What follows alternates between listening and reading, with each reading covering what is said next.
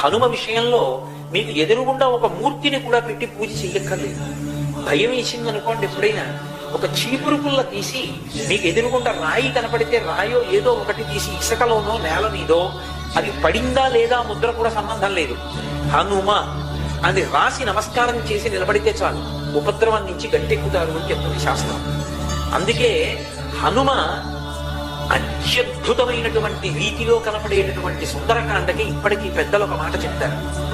ఏదైనా జీవితంలో జటిలమైన సమస్య వచ్చినప్పుడు దాన్ని ఎలా పరిష్కరించుకోవాలో అర్థం కాకపోతే సుందరకాండ పుస్తకం తీసుకొచ్చి అక్కడ పెట్టి రామచంద్రమూర్తికి, సీతమ్మకి, హనుమకి నమస్కారం చేసి ఒక కొత్త చీపురు పుల్లని తెచ్చి కళ్ళు మూసుకుని సుందరకాండలోకి గుచ్చితే ఏ కాగితం దగ్గరికి చీపురు పుల్ల గుచ్చుకుంటుందో అక్కడ సుందరకాండ విప్పి చూస్తే మీ సమస్యకి పరిష్కారం రామాయణ కథాంతర్గతంగా కలుగుతుంది.